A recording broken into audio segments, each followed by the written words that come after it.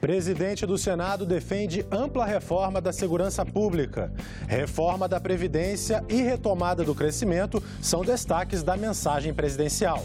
Veja agora como foi a abertura dos trabalhos legislativos de 2018 aqui no Senado Notícias.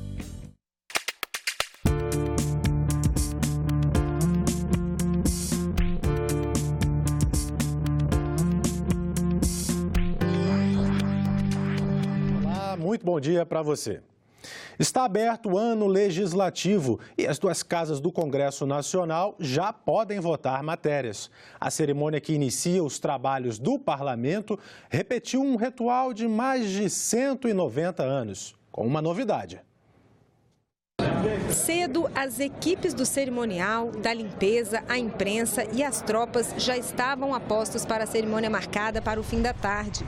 Pouco antes das 5 horas, o presidente do Congresso, senador Eunício Oliveira, chegou junto com o presidente da Câmara dos Deputados. A bandeira do Brasil foi hasteada enquanto acontecia a salva de 21 tiros de canhão.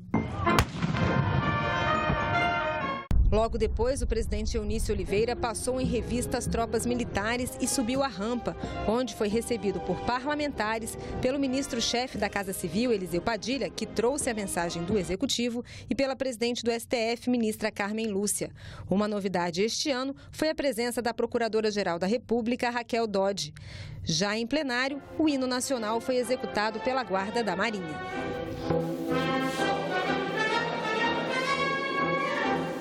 Declaro aberta a sessão solene. A presidente do Supremo Tribunal Federal entregou a mensagem do Poder Judiciário, mas não leu e nem discursou. E enquanto a mensagem do Poder Executivo era lida, a oposição se manifestou contra a primeira pauta que o governo quer ver aprovada neste ano, a reforma da Previdência. Além de parlamentares, vieram para a abertura dos trabalhos legislativos ministros, autoridades do Judiciário, das Forças Armadas e embaixadores de alguns países. Na abertura do ano legislativo, o presidente do Congresso, o senador Eunício Oliveira, defendeu uma reforma justa da Previdência e condenou a demonização da política. Mas o foco principal do pronunciamento foi para uma ampla reforma da segurança pública. Inaugurados os trabalhos da Eunício Oliveira falou sobre vários temas durante pouco mais de 10 minutos. Não à violência. É imperativo estabelecer um confronto com a violência, com a insegurança pública e vencê-las.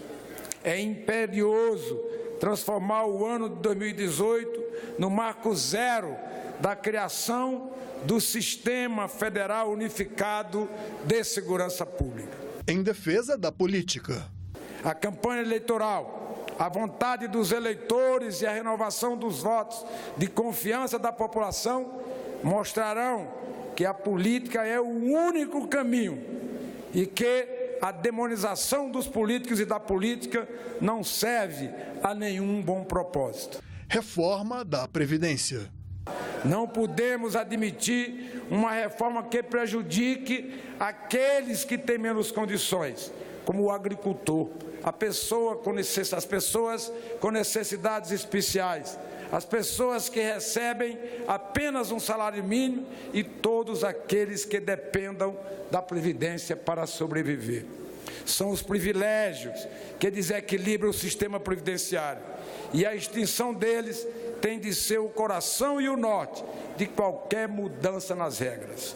Segurança pública.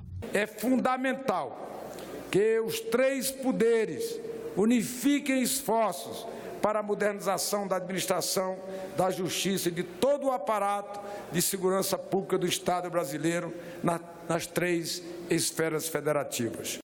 Sistema unificado. Já faz algum tempo que a insegurança pública nos assombra, o que exige de todos nós o esforço e o espírito públicos que possamos reunir em nossas atividades parlamentares. Já temos um exemplo, o Sistema Nacional da Saúde, por meio do SUS, temos o Sistema Nacional de Educação, por meio do Fundeb, mas nenhum sistema efetivo e unificado na área de segurança pública. Aproveito, portanto, esse momento de abertura da sessão legislativa do Congresso Nacional para propor uma reflexão sobre a imperativa necessidade de criarmos um novo sistema nacional e unificado de segurança pública. Reforma da segurança. Um novo sistema unificado de segurança pública permitirá mais rapidez em processo, o aprimoramento na troca de informações entre agentes e órgãos públicos e o desenvolvimento de instrumentos de fiscalização, investigação e repressão mais modernos e essenciais para combater a nova configuração da criminalidade. Senhoras e senhores, preservar a integridade física dos cidadãos é a primeira obrigação de um Estado democrático de direito. Sem o direito à vida, todos os outros direitos humanos se dissipam e perdem o verdadeiro sentido. Os resultados do governo na economia e a necessidade de reformas foram destaque na mensagem do presidente Michel Temer. O documento foi entregue ao presidente do Congresso Nacional pelo ministro-chefe da Casa Civil, Eliseu Padilha. A mensagem do presidente Michel Temer surpreendeu pela forma moderna como foi enviada. Nós recebemos aqui modernamente apenas um chip. Apesar do conteúdo no chip ter quase 400 páginas detalhando ações do governo, um resumo de 13 minutos foi lido pelo primeiro secretário do Congresso Nacional, como manda o ritual. O texto começou pontuando mudanças na economia. Colocamos o país de volta nos trilhos do desenvolvimento. A inflação, que chegara à casa de 10%, caiu para menos de 3%. A taxa básica de juros, que passava de 14%, está em seu menor patamar histórico, 7%.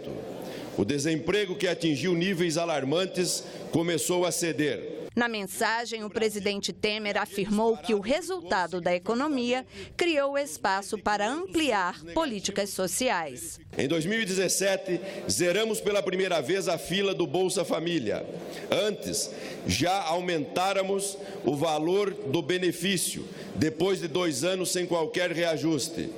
O Minha Casa Minha Vida, que em maio de 2016 tinha cerca de 70 mil unidades paralisadas, foi revitalizado. Quanto às reformas, Michel Temer celebrou a modernização das leis trabalhistas e sinalizou que, em 2018, o país precisa promover uma simplificação tributária. Ele defende que é urgente levar adiante a reforma da Previdência, onde afirma que há um déficit de 268 bilhões de reais. É socialmente injusto porque transfere recursos de quem tem menos, tem para menos precisa, concentrando renda. É financeiramente insustentável porque as contas simplesmente não fecham, pondo em risco as aposentadorias de hoje e de amanhã. Em sua carta, o presidente Temer citou ainda, como resultado do seu governo, a redução do desmatamento, a criação da nova base comum curricular, a reforma no ensino médio, as mudanças no financiamento estudantil e o aumento no número de médicos. E assim como fez no ano passado, afirmou que a violência alcançou níveis intoleráveis no país. Muitos são os brasileiros que têm a sensação de viver sitiados. O combate ao crime é desafio para todo o Estado brasileiro. Demanda engajamento integral do poder público e nisso continuaremos empenhados. A reforma da Previdência e a privatização da Eletrobras foram os temas que mais repercutiram entre os senadores. Partidos como o PDT e o PCdoB já recorreram à Justiça para barrar a privatização da estatal. O argumento é que o tema não é urgente e deveria ser debatido em um projeto de lei e não por medida provisória. Encarregado de trazer a mensagem do presidente Michel Temer, o ministro-chefe da Casa Civil, Eliseu Padilha, disse que o governo não desistiu da reforma da Previdência. A reforma da Previdência é pauta número 1. Esta reforma, ela não diz mais respeito às contas do atual governo. As contas do atual governo já estão programadas, o orçamento já está em execução. Isso vai ter efeito para o próximo governo, a partir de 2019. O presidente da Câmara marcou a votação para o dia 19 de fevereiro e fez um apelo aos deputados. Se esse parlamento não entender que reformar as despesas do Estado é o único caminho, ninguém governará o Brasil no próximo ano se as reformas das despesas não forem feitas. O relator da reforma na Câmara disse que não vai abrir mão da idade mínima e de unificar regras para o setor público e privado. Entendemos que temos que aprovar uma reforma que caiba dentro da condição política que o Congresso Nacional vive nesse momento. Na cerimônia, as mensagens da Presidência da República, da Câmara e do Senado foram bem afinadas na defesa da reforma da Previdência. Mas entre os parlamentares, nem mesmo a base do governo está otimista quanto à aprovação neste ano. Não creio que a matéria conseguirá sequer sair da Câmara dos Deputados. Primeiro porque boa parte da base de apoio do governo manifesta-se contra a reforma. Segundo, porque o governo não para de errar. O governo trata a reforma como se fosse um balcão de negócios. A reforma da Previdência é algo extremamente importante para o país. Não para agora, mas para agora e para o futuro.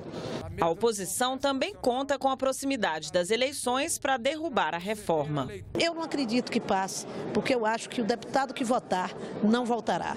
Eu não afirmo que ela não seja de interesse do país, que ela não seja importante no futuro próximo, mas da forma que foi proposta, ela já nasceu morta. Além de reformas para ajustar as contas públicas, o governo defendeu a privatização da Eletrobras. A MP já enviada ao Congresso é outra pauta polêmica por aqui. A Eletrobras terá o seu capital democratizado, não só pelo esforço fiscal. É importante o esforço fiscal, a contribuição de 12 bilhões, mas é importante também reduzir os custos de produção de energia no Brasil. Das prioridades citadas nos discursos, consenso mesmo só na pauta da segurança pública. Hoje ela é tarefa dos governos estaduais. As propostas incluem mais dinheiro para o setor e a criação de um sistema nacional de segurança. Mas há de se ter uma política nacional para que você possa coordenar as ações. E nesta terça-feira, as comissões do Senado já se reúnem. Vamos conferir a programação.